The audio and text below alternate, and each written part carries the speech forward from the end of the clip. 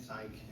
The Wildcats to Moncton and the Knights to London. We continue with the post-game press conference following the semi-final of the 2025 Memorial Cup between the Moncton Wildcats and the London Knights. Here with me now is head coach of the Wildcats, Gardiner MacDougall. And Gardiner, I'd just like your thoughts on tonight's game. Yeah, just before I give thoughts, a shout out to the city of Flin Flon, Manitoba. They're under duress with a major forest fire up in that area. I was fortunate to start my junior coaching career in the Saskatchewan Junior Hockey League in Flin Flon. And I spent 10 years up in that area between the Paw and Flin Flon. And they got real special people up there. Obviously, their hockey traditions like no other.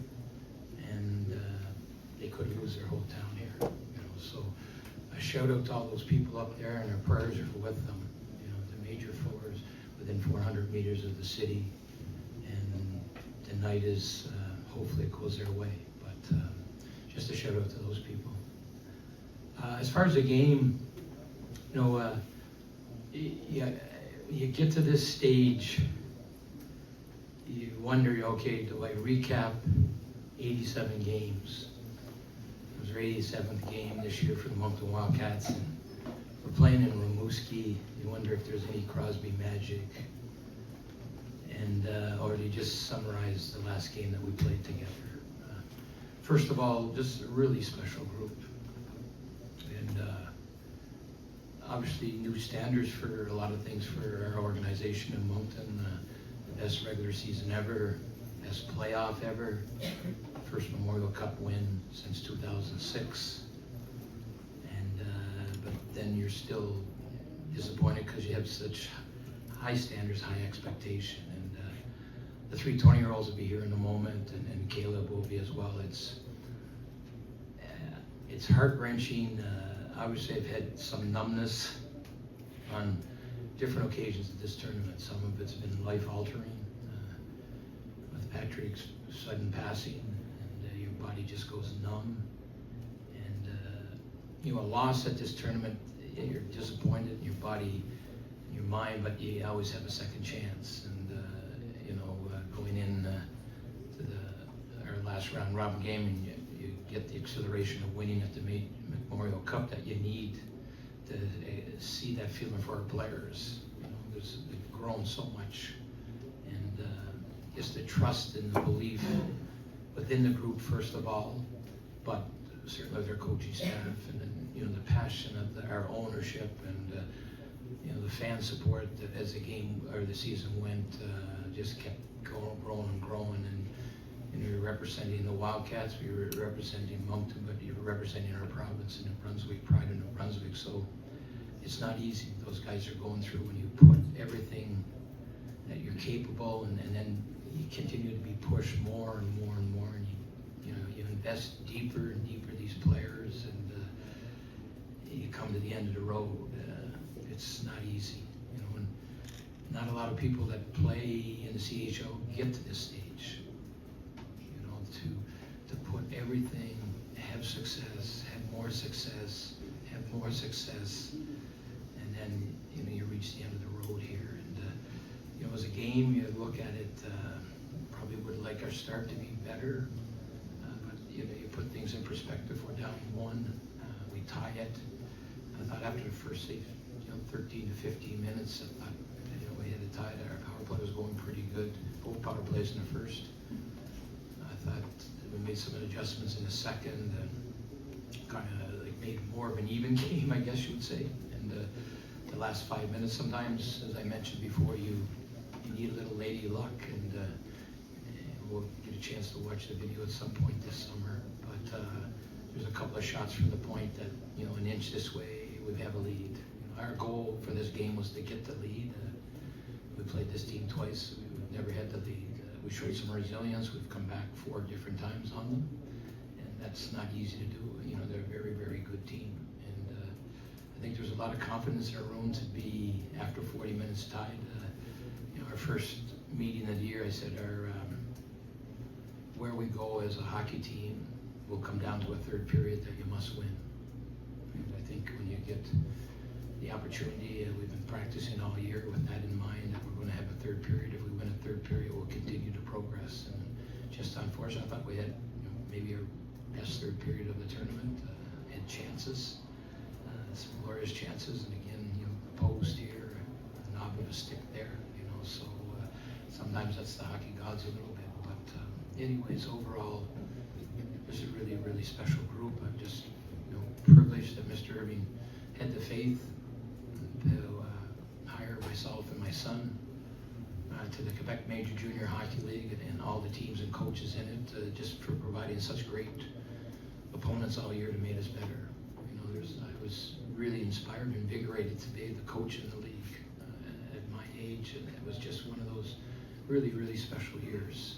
And I have a big new admiration for all the teams in the league, but especially I never got a chance to ever go to Chicoutimi before. Never got a chance to go to Rwanda back in 2000 and under 17, to Val-d'Or, to Baie-Comeau, to the new rink in Quebec. And the fans are so passionate and they love their team. So it was, as a coach, it was one of those invigorating years that I was really privileged. And it's such a special group with us. They just kept growing.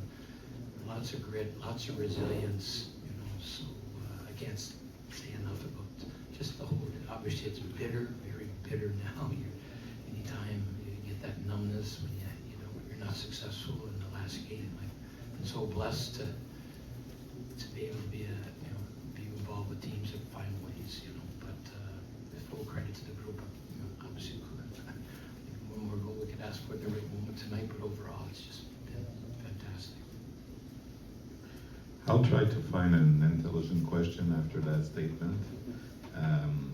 This morning you told us we have to take the lead. We have to have a good first period. And tonight after first period, yes, it was 1-1, but you only had one shot, 5-on-5.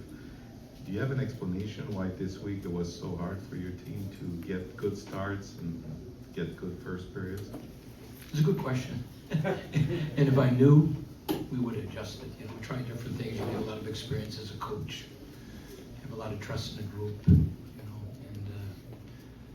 But I guess you look at, it's a process, but it's also results. So, if you told me when we started training camp August 24th, that after the first period you would play London Knights in the semifinal game, the score would be 1-1, I'm probably going to shake your hand and say, let's try it. But when you see the old experience, you win the season, you won the Gilles Courteau Trophy, but you didn't win here. Is it like a good experience overall for you? The main goal was the Memorial Cup. That's what Mr. Irving told us, and so it didn't happen. So what is your feeling right now regarding the fact that the last trophy was not yours? I think if you ask Gardiner MacDougall, the goal is you always want to be the best. If you look at the pedigree and the experiences, and it's a big challenge. It's a really big challenge, and it's gut-wrenching because of the faith Mr. Irving put in us. And but I think, you got numb feelings. Obviously, when you don't win your last game, you're very disappointed as a coach. But the group came so far. You're representing the city, you're representing the province, you're representing our league. So certainly, there's disappointing feelings. I think you look at, it's the other part of it. You just see the growth of the group and what a difference they made. They set new standards, and we just came a little short. The team that we played went through this last year. They call them one of the greatest London night teams. Obviously, the history and stuff like that. So you look at the top core of their players. They got a little more experience at the top end. They've been at the World Junior tournaments. You look at the top end. You have those World Junior experience where it didn't go your way. You have the Memorial Cup experience where it didn't go your way. Sometimes it's just a matter of, one play. We had a 2-on-1. We didn't score. They had a 2-on-1. They did score. So sometimes a game can come down to one play, which often it does. So it's heart-wrenching, but we'll get up tomorrow and have a better view. Like as I said, when you lose, you go this far, your body's numb, your mind is numb. What has this process meant to you with your son? Going through this whole season, winning together, just working together, all in general. What has that whole story process meant to you? I think, earlier on, I said this is one of the greatest years of my life to be able to share with your son, and he's done a full, unbelievable job as a general manager. An incredible job, the acquisitions and just the composure. And we're certainly disappointed because, when I was at UNB, if we didn't win from the coach, I would say general manager get better. As a general manager, I'd say to the coach better. So probably I had to coach better, because it's a fine line, But they gave us all the resources to get the most out of our group, and I can't thank them enough. And obviously, it's a heart-wrenching week for him, to try to balance his, greatest time as a first-year general manager in the Memorial Cup semifinals. Very proud of our group, and then what he's gone through as a person. Yesterday, these things happen to every family, but just the circumstances here, first game of the Memorial Cup, he has to go and identify his father-in-law. After we have a big win, he has to drive his father-in-law's car back. He has to go to the funeral home and do the process to cremate his father-in-law. He has to drive back today, go to the funeral home, pick up the cremation, and he has to drive that car back tomorrow and bring the cremation to his family. So I gotta give him a lot of credit. I don't know how many people would want to have to do that, but he's got tremendous professionalism, tremendous empathy for our group. Spoke to our group, as did Mr. Irving, and just first class all the way, everything he's done.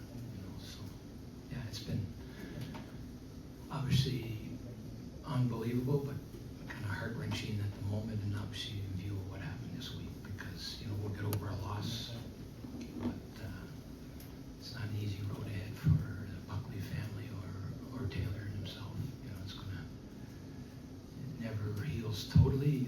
You live to work with at the time, but Patrick was such a tremendous person for that family, and so joyous, and it was coming to the the time this summer where you enjoy some of the benefits of the accomplishments, but no. Coach MacDougall, so tonight was a heartbreaking loss, but congratulations to you and your hardworking group of players for going this far. It's not, it's a bad end, but you guys made it better than 57 other teams in the CHL. You guys worked hard and you played passionate hockey during the whole season, the tournament. How proud are you of your guys? Yeah, if you go through our lineup, even the players that weren't in the lineup, their belief and their trust. They had an unbelievable practice today after 3-on-3 with their coaches, and your job as a staff is to serve your players, try to make them better people, try to make them better hockey players. And I can go through our lineup that very rarely do you have players that don't get better, and our group just continue to get better. The strength of our team as a team, it's a little short today, but just what the group has accomplished has been amazing. That being said, you get to this stage, you want to keep going, and that's a disappointment. But when it's all said and done, they have a parade in Moncton, something hasn't been done for a long time. There's a lot of positives for sure. Thank you, Coach. Hey fans, did you just enjoy that video? Now you can get more of that with the Wildcats Podcast YouTube channel. Subscribe. You're going to get a podcast every Wednesday. You're going to get a post-game interview after each and every home game. Click that subscribe button. Click the little bell. Make sure you don't miss any content.